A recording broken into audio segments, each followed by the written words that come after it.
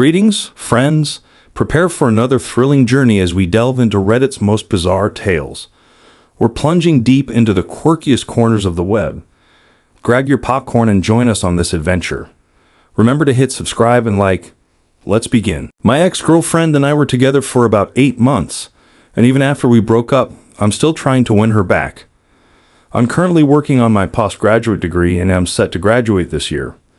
Alongside my studies, I manage several businesses that cover my tuition fees and insurance. She used to call me indifferent because I appear stoic in public, but when we were alone together, I was very affectionate and clingy. On the outside, I tried to be strong and composed, but with her, I showed my softer side. Before I met her, I was in a toxic relationship where my ex and I would constantly break up and get back together. Eventually, I decided to end that cycle because I couldn't tolerate the constant fighting over trivial things.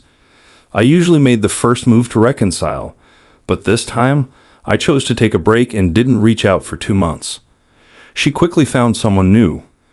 Recently, she messaged me, saying that if I had pursued her again, we might still be together, but I didn't care anymore. 3 years later, I met my now ex-girlfriend, and we instantly clicked. I started courting her, taking her on dates, and supporting her while she worked night shifts. After a month, she wanted to define our relationship, but I asked to wait so she could get to know me better. After 3 months of dating, I told her I was ready to make it official during a tipsy conversation in the car outside her house. At that time, I was drinking a lot, but I gradually started to cut back because I saw her making an effort to quit vaping and smoking for my sake. She respected that I didn't, but I told her she could still vape if she was really stressed. She's an amazing woman who always supported me. She even tried to learn how to play Dota 2 just to spend more time with me. She became my guiding light when I was at my lowest, and she inspired me to be better for myself, which I did. We met each other's families and friends, and everyone approved of our relationship. I thought we were meant to be. We never argued because I was quick to apologize and adjust my behavior. Sometimes I'd ask for permission to stay out late drinking, and she'd agree. After that, everything would be fine again. Whenever I was out, I'd always update her on my whereabouts, even when she was asleep, to ease her anxiety. I'd even make drunk calls to tell her how much I appreciated and loved her. But in the last few months of our relationship, I found myself at rock bottom again, feeling like I was falling behind in life. I failed to communicate this to her. I spent the summer playing video games, rarely going out, and hanging out and drinking with my friends. No girls involved. During an out-of-town trip, I forgot it was our monthly anniversary because I impulsively joined a spontaneous road trip with friends to escape the sadness and despair I'd been feeling. She reminded me about it, and as I lay in bed that night, I realized I needed to get my act together. She didn't deserve to be neglected or feel alone, and I knew I was in the wrong for being so down in the past few months. For a month, I worked on pulling myself together and actively showed her that I was now serious about graduating this year. I made an effort to take her out on dates, discovered my romantic side, and started writing love letters in the middle of the night. I planned a vacation just for the two of us. I started giving her flowers, something I hadn't seen the value in before, not realizing how much they meant. For me, giving flowers was equivalent to giving her a waterproof jacket to protect her from the elements when she rode her scooter, or a compact, quick-dry towel for our camping trips. But during this period, I noticed she was slowly drifting away from me. The night before everything came to light, I told my girlfriend that I had promised a friend I would attend their birthday party. I even invited her to join, but she declined. So I made plans to celebrate our monthsary the next day. She told me she was just going to sleep while I was out with friends, and I thought everything was fine. The next afternoon, she messaged me saying she was in the emergency room. I rushed over immediately. When I arrived, her family was outside taking care of the paperwork while she was still asleep. A hospital employee mentioned that another guy, not her parents or brother, had brought her in. I was shocked but kept my feelings to myself because it was our monthsary, and I didn't know all the details yet. I stayed by her side the entire day, helping take care of her along with her family. Later, I became suspicious of a guy she was messaging, so I quietly reached out to him on Messenger, telling him that my girlfriend and I were working on fixing our relationship, and it would be best if he didn't interfere. My girlfriend got mad at me for driving away a potential client, She had recently started a sales job. I decided to wait for more evidence before confronting her directly. Shortly after, she told me she wanted to break up. Despite this, I continued to pursue her, making breakfast for her before she went to work, cooking at her house, and making coffee and chocolate for her family. I was doing everything I could to step up, even thinking about proposing to her on our anniversary. A few days later, a photo of her and the guy surfaced, posted by a local food shop. Then, a mutual acquaintance messaged me on Steam, asking why my ex was playing with his friend. My ex told me the guy was just her cousin. I eventually got the guy's name from a mutual friend. Within a week, concerned friends started telling me that my ex was now moving in with the guy. They were worried because everything was happening so fast.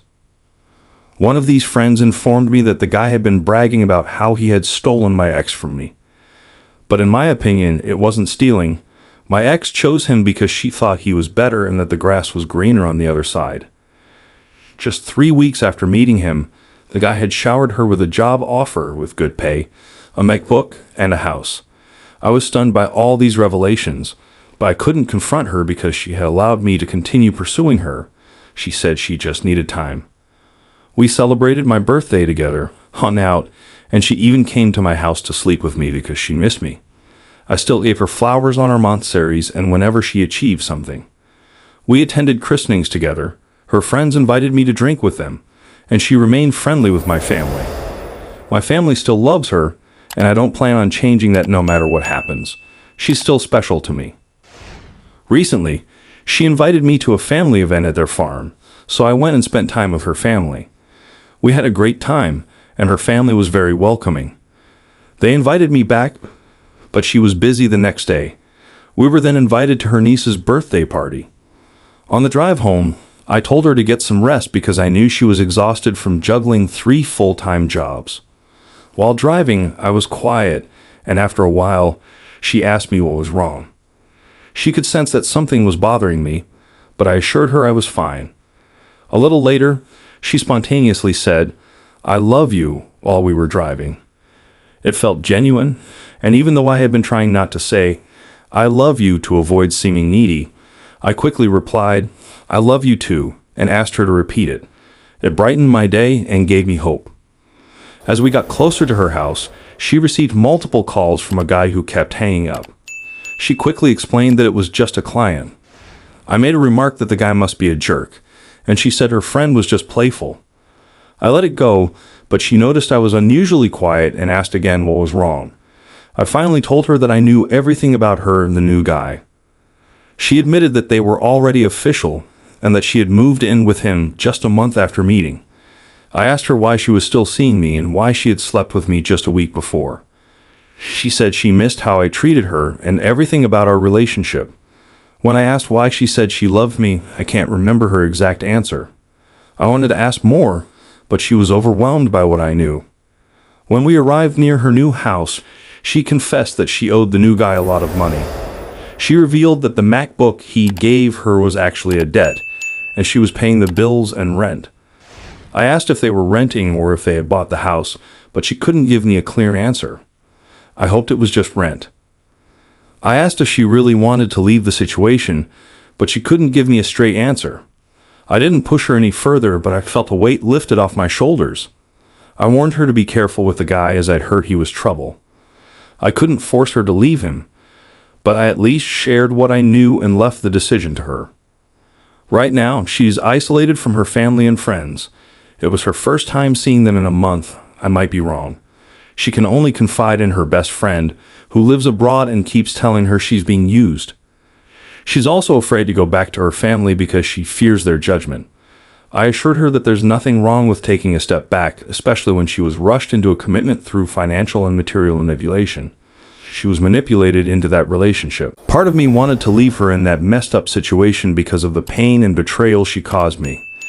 I even contemplated suicide multiple times but stopped because I thought of my late father and how disappointed he would be. I still want to carry on his legacy. I digress. I want her to be accountable for her actions, but I can't. I still want to save her from this toxic relationship. The guy's behavior reeks of abusive tendencies and cycles. She got angry and started crying, and I just hugged her. I told her not to blame herself too much and that I wasn't angry anymore. I said I was done being angry at the situation. I just wanted the best for her, even if we're not together. I reassured her that I was fine with her having a new boyfriend as long as the guy treated her right and didn't abuse her. She asked why I hadn't brought this up earlier. I told her that I couldn't say anything without solid evidence. If I had told her sooner, she might have pushed me away, thinking I was just trying to badmouth the new guy. I only brought it up now because I couldn't hold it in anymore after she said, "I love you." I did it because I truly love her, and it was better for her to know that I was aware of her cheating, so she wouldn't have to keep hiding it. I still struggle to sleep knowing she's suffering. She told me she wants out, but the guy keeps reminding her of the money she owes him, making her feel trapped. I'm not sure if she's telling the truth, but I believe she's stuck. I'm focusing on my studies and improving my income. I'm not getting any younger. I still love her and hope we might reconcile someday, but I'm also open to meeting new people. I've been dating and talking to others, but my heart still yearns for her. I'm learning to let her go, knowing my worth. I may not find someone better than her, but I hope to find someone better for me. Despite being cheated on multiple times by my exes, I choose to remain kind. Part of me wonders if I should have cheated too. Maybe our relationship would have lasted longer based on her past experiences. But I don't want anyone else to suffer the way I did because of cheating. I hope someday I won't regret my decision. Life is cruel, but it is what it is. These experiences have given me clarity. They've fueled my drive to become a better person. World, get ready. I'm going to put in the effort to reach my dreams as soon as possible.